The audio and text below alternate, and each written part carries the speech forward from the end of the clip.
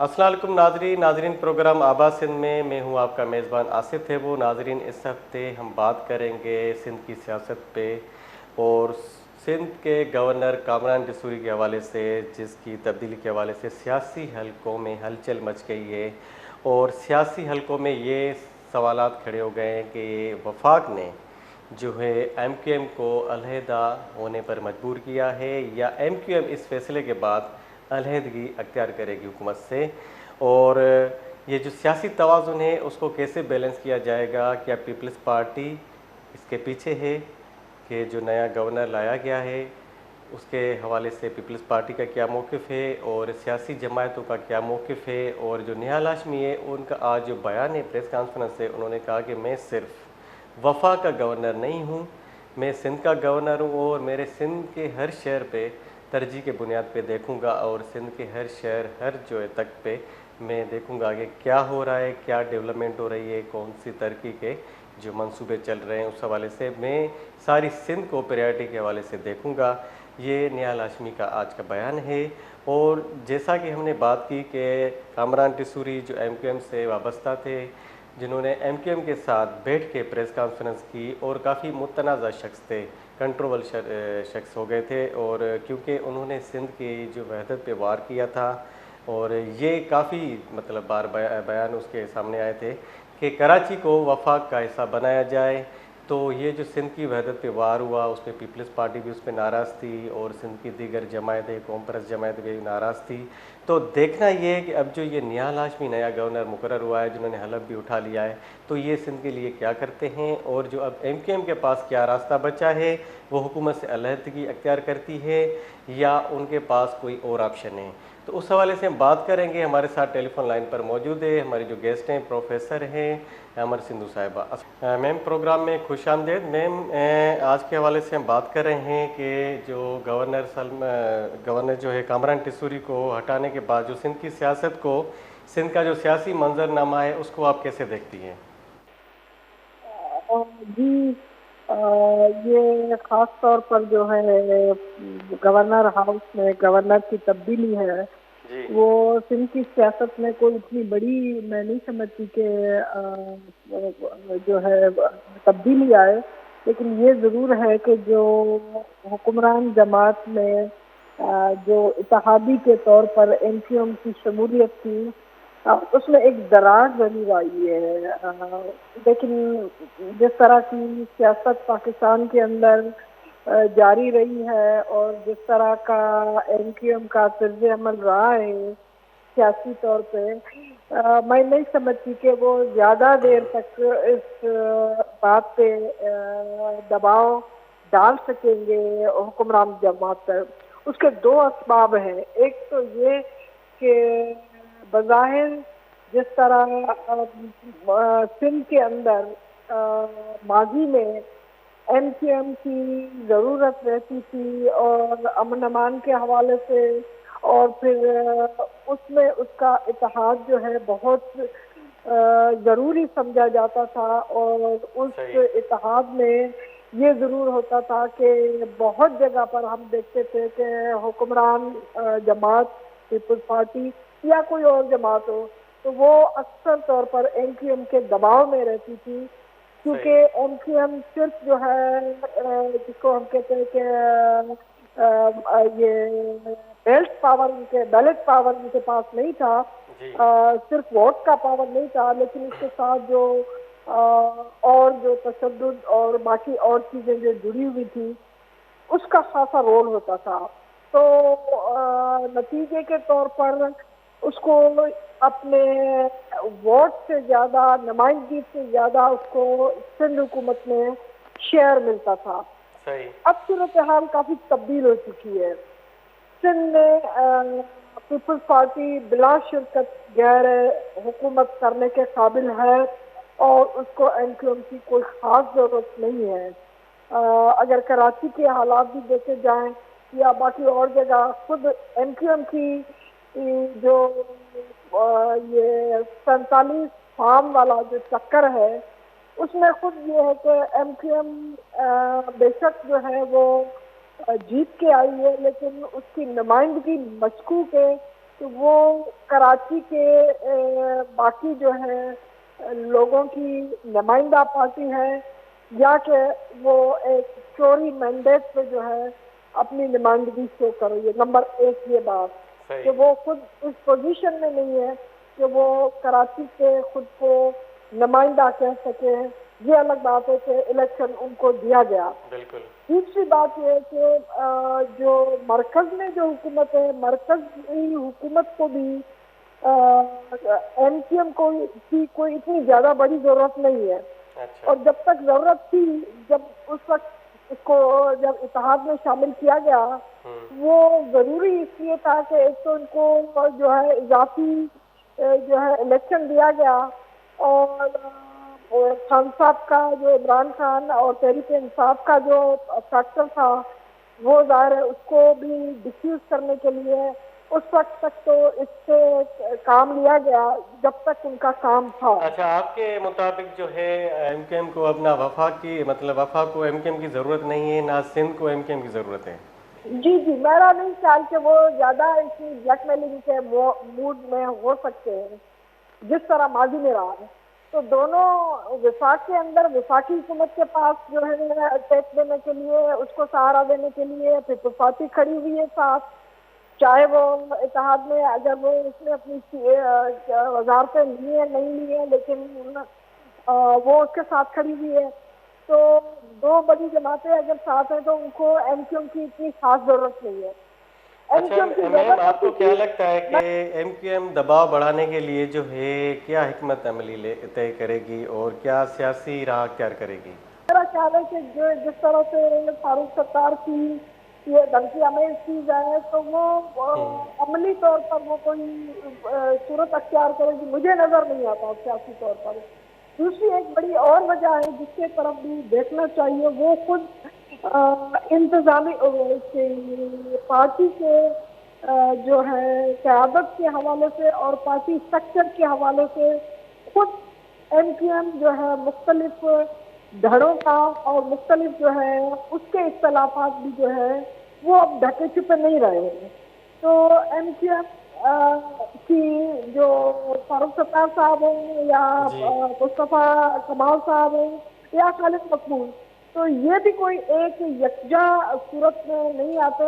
अलबत्ता ये तासुर जरूर मिलता है कि खुद एमक्यूएम का एक धड़ा जो मुस्तफ़ा कमाल जिसको लीड कर रहे हैं, उनका बड़ा किरदार रहा है इस मुतनाज़ा गवर्नर को हटाने में।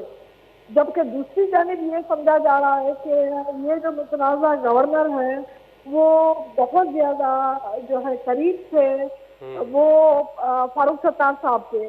अच्छा, और फिर सेंट्रल कमान में अगर आप देख लें तो सेंट्रल कमान में खालिद मकबूल साहब की जो है वो ज्यादा जो है अहमियत बनती है। तो इस तरह से खुद उनका जो अपना पार्टी के हवाले से जो जिस इंतशार का शिकार है, इसलिए भी वो इस पोजीशन में नहीं। दूसरे नंबर पर जाली मेंढक का उनसे जो ठप्पा लगा हुआ है, इसलिए भी वो कराची की नुमाइंदगी नहीं कर रहे। और तीसरा नंबर आता है, जो बड़ी वजह आती है, वो ये है कि अब विफाकी और सूबाई हुकूमत को उनकी कोई खास जरूरत नहीं है। तो ये तीनों बातें मुझे इस तरह से लगता है कि कोई बड़ा इससे जो है तारुफ अच्छा नहीं आमर पैदा होगा। साहिबा, क्या आप समझती हैं कि इस फैसले से कराची की सियासत पर असर पड़ेगा? देखिए, कराची की सियासत पर मैं नहीं समझती असर पड़ेगा, क्योंकि एमक्यूएम ने इस वक्त जो पॉलिसी इख्तियार की हुई है, जो खास तौर पर तजाद वाली, कॉन्फ्लिक्ट वाली, और जो प्रोवोक कर रहे हैं, उससे एमक्यूएम को तो ऑक्सीजन मिलेगा। लेकिन दूसरी जानिब अगर देखें तो हो सकता है कि पीपल्स पार्टी को भी उससे फायदा हो सकता है।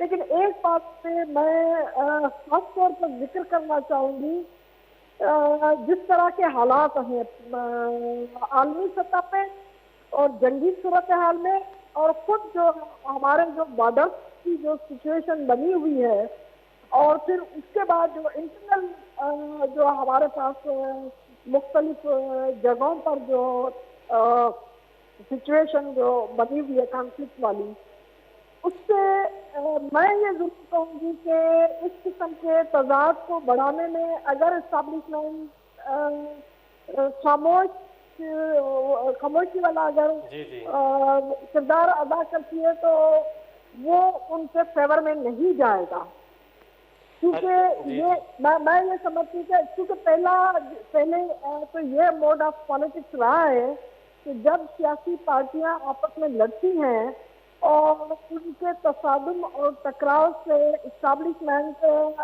को ऑक्सीजन मिलती है, क्योंकि फिर लेकिन इस वक्त जो सिचुएशन बाहर बॉर्डर्स पे और फिर मुल्क के अंदर, और कल जैसा आपने देखा कि इस्लामाबाद में जो सिचुएशन और अफगानिस्तान से जो ड्रोन अटैक जी की जी बिल्कुल जो बात हुई, तो मेरा ये ख्याल है कि इस वक्त इस्टेब्लिशमेंट को इस छोटे छोटे जो पुरानी हिकमत अमली के ग्रुप को आपस में इंगेज रख के इन छोटी छोटी बातों पर वो हुकूमत करते हैं, वो उनको सूट नहीं करेगा। अच्छा अगर वो करते भी हैं तो ये उनकी भारी कीमत उनको अदा करनी पड़ेगी, क्योंकि जब भी कॉन्फ्लिक्ट आते हैं सियासी पार्टियों के आपस के और वो किसी तसादुम की तरफ अगर जाते हैं तो उस तसादुम से मुल्क के अंदर बहुत सारी और कुव्वतें जो है वो नमो पा सकती है। मतलब आपको नहीं लगता कि इस जंगी सूरत हाल में जो है इस्टेब्लिशमेंट का ये रोल होना चाहिए कि वो इन मसलों पे ध्यान दे या एमकेएम के हवाले से कोई डिसीजन लें? हाँ, मेरा ये ख्याल है कि उनको डिसीव करना चाहिए। जिस तरह से एमक्यूएम को खामोश करा दिया जाता है या उसको टाइमली मतलब किया जाता है इस्टेब्लिशमेंट की कि जो तरजीहात हैं वो बदल चुकी हैं या एमकेएम उन तरजीहात पे पूरा नहीं उतर रही? जैसे मैं आपको ये बात बता सकती हूँ कि उसकी बदल सकती है या नहीं बदल सकती। मेरा तर्जिया इस पे है कि होना क्या चाहिए, हो सही। क्या रहा है। तो होना ये चाहिए कि उसको अगर तरजीहात नहीं बदली तो उसको बदलनी चाहिए, क्योंकि हम ये देखते हैं कि एमक्यूएम की कोई भी मूव वो ऑटोनॉमस नहीं होती, खुद से नहीं होती, उसको उठाया जाता है, उसको बिठाया जाता है। सही। तो इस वक्त उसको जो उठाने वाली कुव्वतें हैं, मैं उनको मशवरा देना चाहूंगी कि मुल्क की मफाद के अंदर उनको इस वक्त एमक्यूएम को हवा देना कुछ वक्ती तौर पर तो हो सकता है कि वो फायदा ले ले इस हवाले से कि थोड़ा सा अगर पीपल्स पार्टी को या विफाकी हुकूमत को साइड में लाना हो, क्योंकि एमक्यूएम की सियासत हमेशा दूसरों को साइड में लाने के लिए या उसके लिए इस्तेमाल होती है। तो अगर के उनका इरादा ये है कि पीपल्स पार्टी को इससे साइड में लाया जाए, या अगर ये नए सूबे की बात देखें, अगर नए सूबे की बात होगी तो फिर यकीनन नई सरहदों की बात को भी हवा मिलेगी। सही। और नई सरहदों के बाद को हवा मिलेगी तो वो इस सूरत हाल में कि जब आलमी सतह पर भी एक जंग जारी हो, उससे भी पाकिस्तान पे दबाव बढ़ रहा हो, और फिर अंदरूनी सतह पर भी हमारे बहुत सारे कॉन्फ्लिक्टेड एरिया हैं, बलूचिस्तान देखिए, फिर आप जो है अफगानिस्तान देख लें, फिर ये जो है तालिबान का जो इशू है, तो बहुत सारे हैं जो एस्टैब्लिशमेंट को खुद से निमेटने हैं, इनको समेटना है। वो किस तरह से करते हैं वो अलग बात है, लेकिन ये एक और नया जो है इशू खोल देना, मेरा ख्याल है कि ये ना मुल्की मफाद के लिए ना पाकिस्तान की हकीकी जमहूरी और अवामी सियासत के लिए कोई मुनासिब चीज़ होगी। सही। बहुत बहुत शुक्रिया अमर सिंधु साहिबा, आपने हमें कीमती राय से आगाह किया और जो है आपने एमकेएम के हवाले से जो बात की कि अब इस्टेब्लिशमेंट की जो है एमकेएम ज़रूरत नहीं रही इस मौजूदा सूरत हाल में, जो जंगी सूरत हाल है, अफ़गान वार हो या ईरान वार हो, उस हवाले से अगर देखा जाए तो ये जो सूबाई मसाइल हैं उनमें जो मुतनाज़ा एक शख्सियत थी गवर्नर जो है कामरान टिसूरी, जो अक्सर ये बयान देते थे, सिंध की वहदत के ख़िलाफ़ देते थे और कराची को वफा के हवाले करने की बातें करते थे। तो उस हवाले से अभी इस मौजूदा माहौल में अभी जो है इस्टेब्लिशमेंट की कोई ऐसी सियासी हिकमत अमली नहीं है कि एमक्यूएम को दोबारा उस ओज पे बिठाए जहाँ पहले बिठाई थी। नाज़रीन, यहाँ पे हम लेते हैं एक ब्रेक।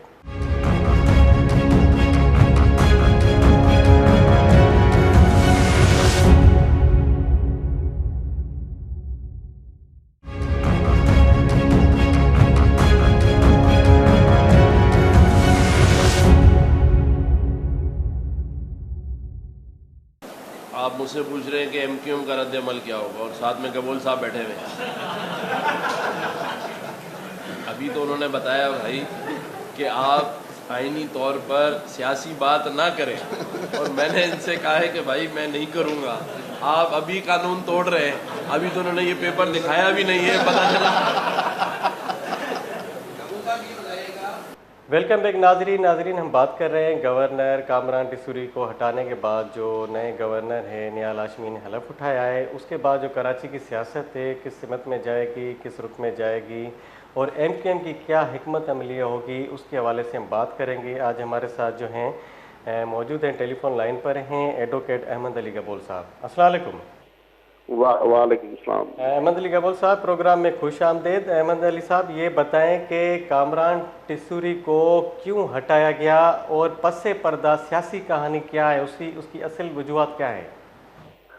सबसे पहले तो आपकी मेहरबानी वश टीवी की जो आपने मुझे लाइन पर लिया, और आपकी मेहरबानी मुझे मौक़िफ़ रखने का मौका दिया। बात असल में यह है कि गवर्नर कामरान टिसूरी साहब कुछ अरसे से पहले इन्होंने एक शुरू की थी कि गवर्नर हाउस को किसी सियासी पार्टी के लिए इस्तेमाल करना। तो उन्होंने क्या किया कि एजेंडा जो है मुसलसल अपनी मुख्तलिफ सियासी पार्टियों का अपने पास रखते थे, जिस तरह खासतौर एमक्यूएम के उनसे ताल्लुक था, तो एमक्यूएम के सीनियर क़यादत को बिठाना और एमक्यूएम के एजेंडा को गवर्नर हाउस के थ्रू जो है वो प्रमोट कर रहे थे। उस हवाले से मैंने खुद अपना इन पर्सन जाकर मैंने पटिशन भी दाखिल की थी इनके खिलाफ। जी जी। तो उस पटिशन के हवाले से इनको नोटिस हुए, और बाद में गवर्नर साहब खुद जो है वो प्रेस क्लब पर आकर उन्होंने कहा कि मैं कॉन्स्टिट्यूशनल जो भी मेरे पर ड्यूटीज हैं और जो भी है मैं उसको इम्पार्शल तरीके से अपने गवर्नर हाउस को संभालूंगा और मैं पॉलिटिकल पार्टीशन नहीं करूंगा। और स्पाइट ऑफ दैट उन्होंने एक कॉन्फ्रेंस कॉल की। वो कॉन्फ्रेंस बेसिकली तो वो ये थी कि वो तालीम के हवाले से कोशान और कराची के मुस्तकबिल की से थी, मगर सो कॉल्ड दानिश्वर ऐसे बिठाए गए जिनको ना तारीख का पता था, ना ही उनको किसी मतलब कह सकते हैं कि पॉलिटिकल विजडम का पता था। उन्होंने उसी जो कॉन्फ्रेंस में ना फकत अपना कराची के तारीख को तोड़ मोड़ के वो उस तरह पेश किया, मगर उसके साथ साथ उन्होंने कराची को सिंध का कभी हिस्सा ना होने का भी एतराफ कर दिया कि भाई कराची जो है वो सिंध का किसी तारीखी तौर हिस्सा ही नहीं रही, और आगे भी कराची जो है वो सिंध का हिस्सा ना रहना चाहिए। इसमें ये क्लियरली वायलेशन थी, कॉन्स्टिट्यूशन वायलेशन थी, क्योंकि कॉन्स्टिट्यूशन के आर्टिकल 239 कहता है कि जब तक जो है वो 1/3 की मेजॉरिटी ना हो किसी legislative assembly, provincial legislative assembly, तब तक आप जो है यूनिट्स दूसरे नहीं बना सकते और इसको नहीं तोड़ सकते। तो उस हवाले से वो जो एक गर्ज उठी, ये गुस्सा, नाराजगी आई, जिसकी वजह से पीपल्स पार्टी भी खुद जाकर कॉन्फ्रेंस बन गई, उन्होंने भी कोई करारदाद पेश कराई। तो इसी तरीके से सियासी समाजी हल्का जो सिंध का था उसमें तेज फैला। एक साइड तो ये थी, इस वजह से हो सकता है ये इस तरीके से अरबाब अख्तियार को ख्याल आया कि भाई ये क्यों ना जो है वो इक़्तिदार पैदा हो रहा है, उसके लिए इनको साइड किया जाए। जो दूसरी साहब, एक बात आपसे पूछूंगा कि आपने जो पिटीशन दाखिल की थी उसमें क्या था, उस पिटीशन के हवाले से थोड़ा हमें बताएं। अच्छा, उस पिटीशन में ये था कि आप जो है वो मैंने क्लियरली लिखा उस गवर्नर को कि भाई आप जो है लॉ ऑफ पार्टीशन का उसको जो है ना इर्तिकाल कर रहे हैं, उसका इम्प्लीमेंट कर रहे हैं, आप जो है गैर जनबदारी काम कर रहे हैं। उसमें इन्होंने उसी दौरान जब मैंने पिटीशन दाखिल की थी उस टाइम इन्होंने एक प्रोग्राम का गवर्नर हाउस में मुर्तद किया था। उस प्रोग्राम में इन्होंने एक खास पार्टी के एजेंडा को, मौक़िफ़ को सामने रखा, और दूसरा कराची सूबा बनेगा, एमक्यूएम के हाथ मतलब कि वो करे, उनको सपोर्ट करे ताकि एमक्यूएम की गवर्नमेंट आए, इस तरह के अल्फाज भाई आएगा। तो उस दौरान मैंने प्राइम मिनिस्टर ऑफ पाकिस्तान को मैंने लिखा था। सबसे पहले मैंने शहबाज शरीफ साहब को मेरा खत गया हुआ था, मैंने शहबाज शरीफ को लिखा था कि भाई आप इसको हटाए, रिकमेंडेशन भेजे सदर को, मगर प्राइम मिनिस्टर ने ये इस बात को अनसुनी कर दी।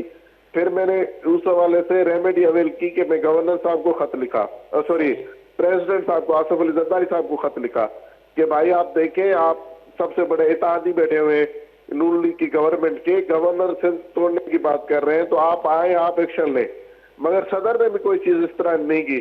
तो फिर मैं इस हवाले से पटिशन में गया और पटिशन में ऑनरेबल हाई कोर्ट से इस्तदा की कि आप कॉन्स्टिट्यूशनल इंटरप्रिटेशन करें और अथॉरिटीज, मजाद अथॉरिटीज को डायरेक्शंस दें कि वो जो है वो गवर्नर को हटाएं और उनको उनके ओथ की वायलेशन को डिक्लेयर करने के वायलेशन। आप दोनों की प्रेस कॉन्फ्रेंस भी हुई थी या वो पहले हुई थी? नहीं, पटिशन जब नोटिस हुए उसके बाद गवर्नर साहब ने अप्रोच की कि भाई आइंदा के लिए मैं इस चीज के लिए अबाइड करता हूं कि मैं मतलब इखलाकी तौर पर, उन्होंने इखलाकी तौर पर, आईनी तौर पर प्रेस क्लब पर आकर, एक आवामी बहस पर आकर उन्होंने अपने आप को जो है ना वो कहा था कि मैं आइंदा के लिए कॉन्स्टिट्यूशन कोई भी वायलेशन नहीं करूंगा। अच्छा अहमद अली साहब, ये बताएं कि इस फैसले से कराची की सियासत पर क्या असरात होंगे?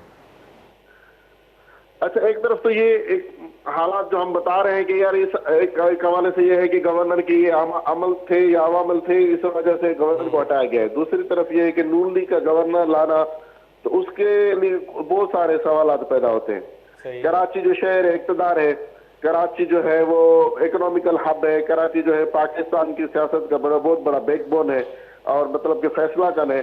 वहां पर नून लीग का कोई भी ऐसा तरीके से ताकत नहीं थी। नून लीग का गवर्नर आने का मकसद ये है कि कराची पर नून लीग की सियासत के असरात छोड़ना, और आगे जो इलेक्शन आ रही है, मैं उसके लिए, मैं जाती तो मेरी राय ये है कि नून लीग का गवर्नर आना, इट मीन्स कि नून लीग की प्री पोल क्या कहते हैं, कैंपेन है, इलेक्शन की तैयारी है, जिस तरह उनको एक साया मिल जाए ताकि कराची पर कराची पर बैठकर। अहमद अली साहब, आपका कहने का मकसद क्या है कि मतलब गवर्नर फिर किसका हो, किस पार्टी का हो? एमकेएम का गवर्नर था तो वो सिंध के मुफादों के खिलाफ था। अभी नून लीग का जो नियाल हाशमी है वो आप कह रहे हैं कि हुक्मरान जमात का नहीं होना चाहिए, तो क्या आप समझते हैं कि पीपल्स पार्टी का गवर्नर होना चाहिए था? गवर्नर एक्चुअली होना तो ये चाहिए कि गवर्नर की जो आर्टिकल 101 कहता है, वो ये कहता है कि वो एक कॉन्स्टिट्यूशनल पोस्ट से वो न्यूट्रल होना चाहिए, किसी तरह का नहीं होना चाहिए। एक्चुअल चीज तो ये है कि किस सपोर्टिव नहीं होना चाहिए, वो रियासत का नुमाइंदा है, उसको कोई अख्तियार नहीं है कि वो बैठकर जो है वो पोलिंग सिस्टम का काम करे, क्योंकि ना ही वो पोलिंग पर आता है ना वोट पर आता है। गवर्नर प्योरली जो है वो न्यूट्रल बना होना चाहिए, किसी भी सियासी पार्टी का नहीं आना चाहिए। मगर इससे नून लीग का आना, अच्छा, उससे पीपल्स पार्टी को क्या फायदा पहुंच रहा है? उससे पीपल्स पार्टी को ये फायदा पहुंच रहा है कि एमकेएम का स्टेक है कराची में, एमकेएम का स्टेक है, एमकेएम के लोकल अपना वोट बैंक है, एमकेएम का असरात उर्दू आबादी पर असरात है, और जो डायरेक्टली इनडायरेक्टली पीपल्स पार्टी की सियासत पर असरअंदाज होगी।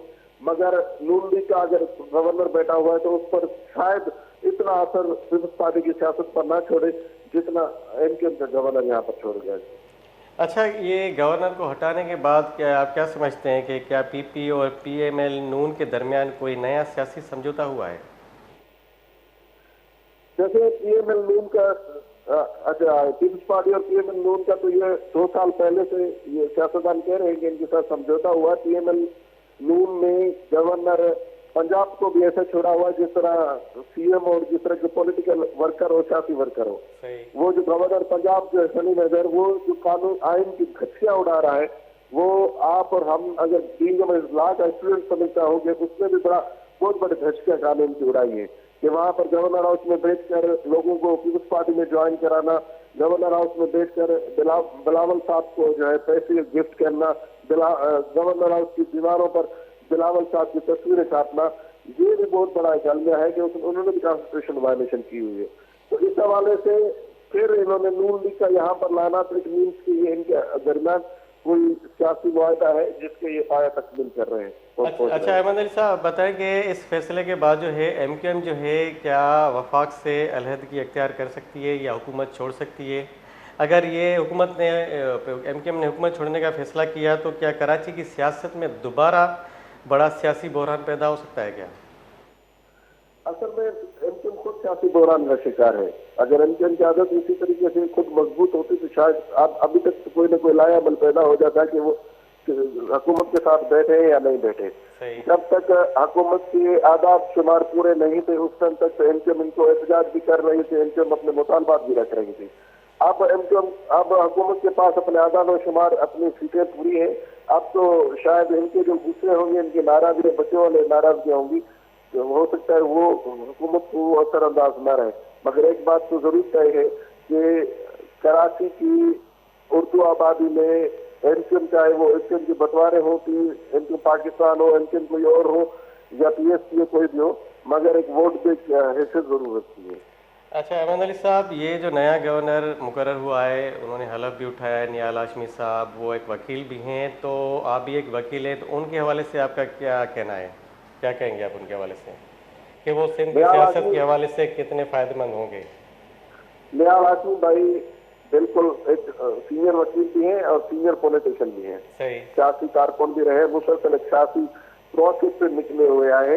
मैं समझता हूँ कि कल तो इन्होंने स्टेटमेंट दी कि सिंध जो है वो मैं गवर्नर जो उबाड़ों से कराची तक का गवर्नर हूँ, इस पर ये खुशआइंदा बात है। और आगे भी उनसे ये उम्मीद रखते हैं कि एक वकील होने के नाते वो न फकत जो लॉ अबाइडिंग सिटीजन होंगे, मगर वो एक्स्ट्रा ऑर्डिनरी लॉ को अबाइड करेंगे, कॉन्स्टिट्यूशनल ड्यूटीज को इस तरह अच्छी तरीके से समझेंगे। मैं उम्मीद ये रखता हूँ कि नून लीग हाउस या पंजाब हाउस या मुस्लिम लीग हाउस के बजाय गवर्नर हाउस को एक प्रॉपरली गैर सियासी और मतलब के मुतवाजन और न्यूट्रल रखना, इम्पार्शियल रखने में अच्छे तरीके से किरदार अदा करेंगे। बहुत बहुत शुक्रिया अहमद अली गबोल साहब, आपने हमें कीमती राय से आगाह किया। नाज़रीन, हमारे साथ एडवोकेट अहमद अली गबोल बात कर रहे थे, जिन्होंने कहा कि जो गवर्नर हो उनको न्यूट्रल होना चाहिए, वो किसी जमात का हिस्सा ना हो, चाहे एमकेएम हो, पीपल्स पार्टी हो या नून लीग हो। लेकिन ये जो नया गवर्नर अभी मुकर्रर हुआ है, जिन्होंने हलफ उठाया, नियाल हाशमी साहब ने, वो एक वकील भी हैं, सीनियर सियासतदान भी है। अब उनसे ये उम्मीद की जा सकती है, क्योंकि उनको कॉन्स्टिट्यूशन का भी पता है, वो ऐसी अनकॉन्स्टिट्यूशनल बात नहीं करेंगे जो सिंध के मुफाद में ना हो। तो नाज़रीन, यहाँ पे हम लेते हैं एक मुख्तसर सा ब्रेक।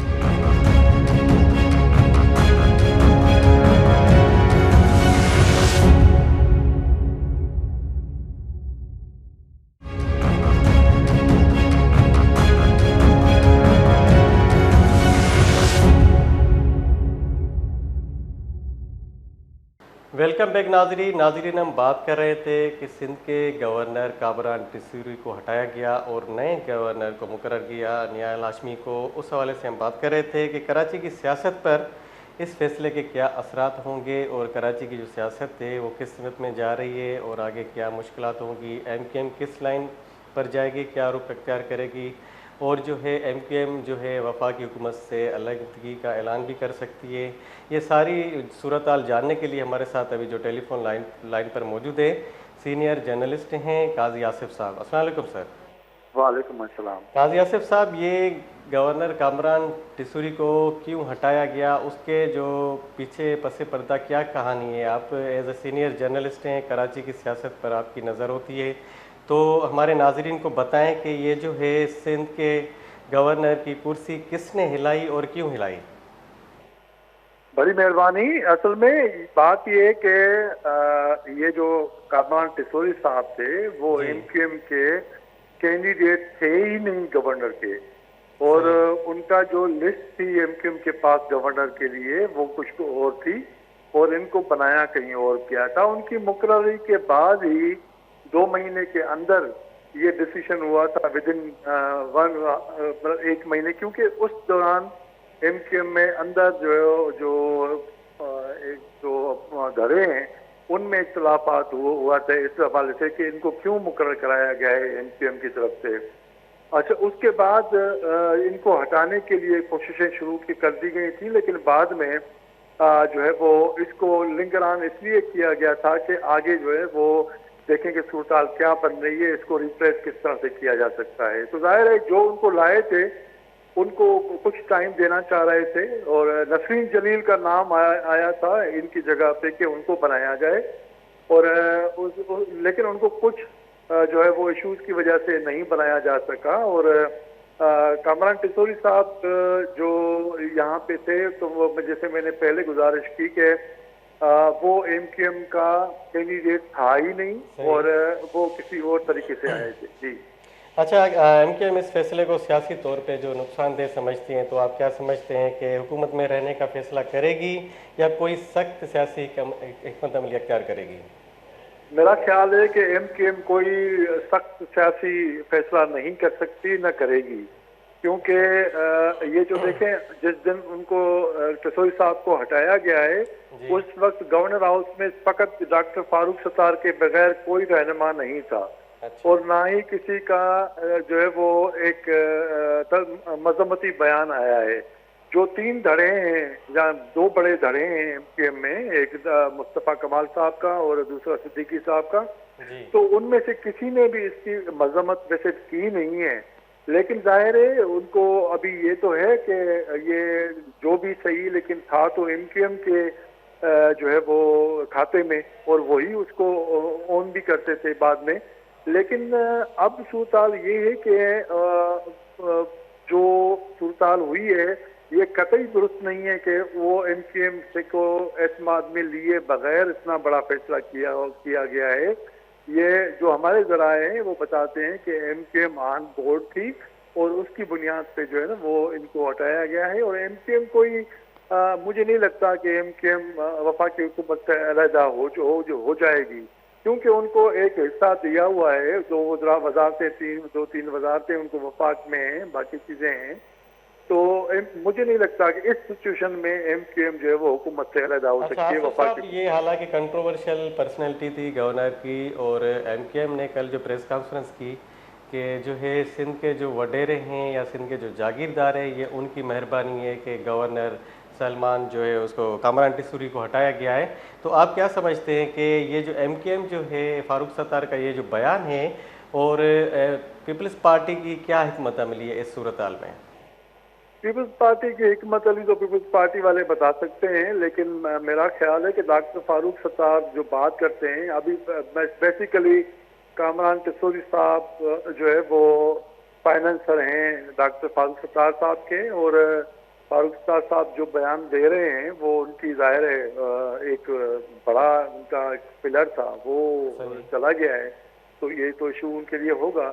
लेकिन मुझे ये नहीं लगता कि कोई बहुत बड़ा कोई जो है वो तब्दीली आने वाली है या कुछ होने वाला अच्छा, है। कराची की सियासत पे क्या असर पड़ेगा इस जो है हवाले से?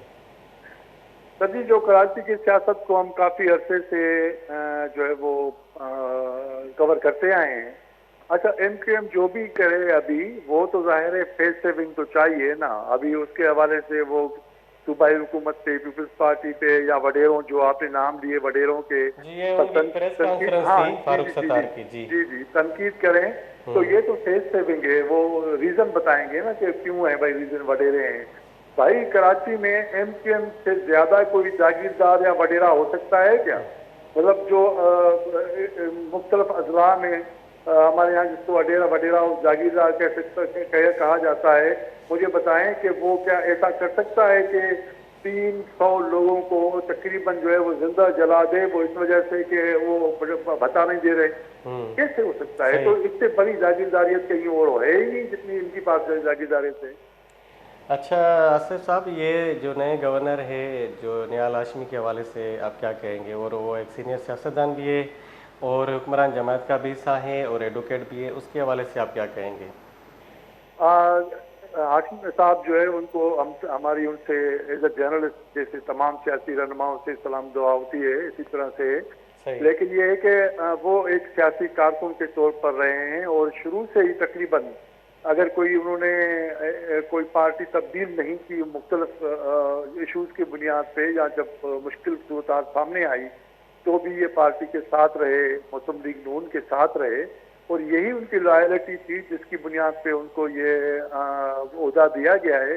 मेरा ख्याल है कि वो बैलेंस करेंगे, जिस तरह से कामरान टिसूरी साहब ने गवर्नर हाउस को इस्तेमाल किया, ये उसी तरीके से नहीं करेंगे मुझे नहीं लगता। लेकिन जाहिर है नून लीग को एक ओहदा सिंध में मिला है जो उनके पास था नहीं, और ये कहा जा रहा था कि मुस्लिम लीग सिंध में जो है वो लावारिस है या कुछ ऐसा कुछ है, तो इस हवाले से उनके लिए बहुत अच्छा शुगून है मुस्लिम लीग नून के लिए कि वो अपना किरदार अदा कर सके। जी। अच्छा आसिफ साहब, एक आखिरी सवाल है कि इस फैसले से एमक्यूएम और वफाकी हुकूमत के दरमियान जो है फासले बढ़ सकते हैं या कशीदगी बढ़ सकती है, क्योंकि माजी में हमने देखा है, अब जो हमें महसूस हो रहा है, लग रहा है कि अब वफाकी हुकूमत की जो है एमक्यूएम ज़रूरत नहीं है और ना ही सिंध हुकूमत की ज़रूरत है।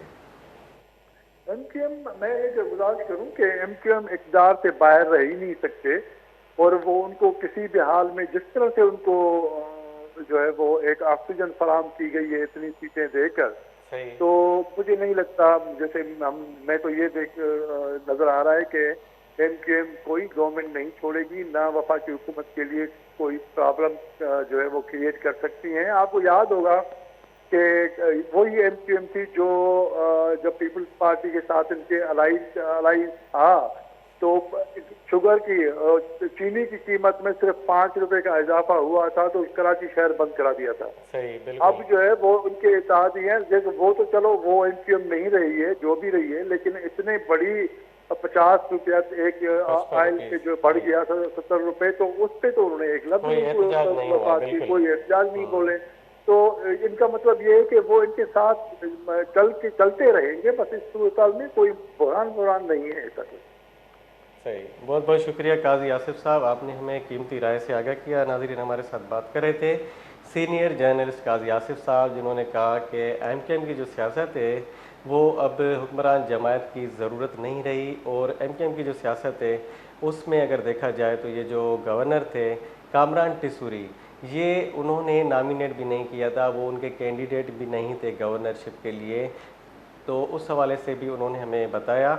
और दूसरी बात यह कि अगर देखा जाए कि वफाकी हुकूमत जो है कामरान टिसूरी को हटा के जो अपने नए गवर्नर लाए हैं, तो उस हवाले से एमक्यूएम जो है वो मतलब हुकूमत में रहना पसंद करेगी, कभी हुकूमत से अलहदगी इख्तियार नहीं करेंगी, क्योंकि ये एमक्यूएम की तारीख रही है कि कभी भी उन्होंने हुकूमत नहीं छोड़ी है, हमेशा हुकूमत में रहकर फ़ायदे उठाए हैं। ये काजी आसिफ साहब के तासुरात थे। नाज़रीन, यहाँ पे हम आज का हमारा जो प्रोग्राम है उसका वक्त ख़त्म होता है। मिलते हैं अगले प्रोग्राम तक, तब तक अपने मेज़बान आसिफ थेबो को इजाज़त दीजिए। अल्लाह हाफ़िज़।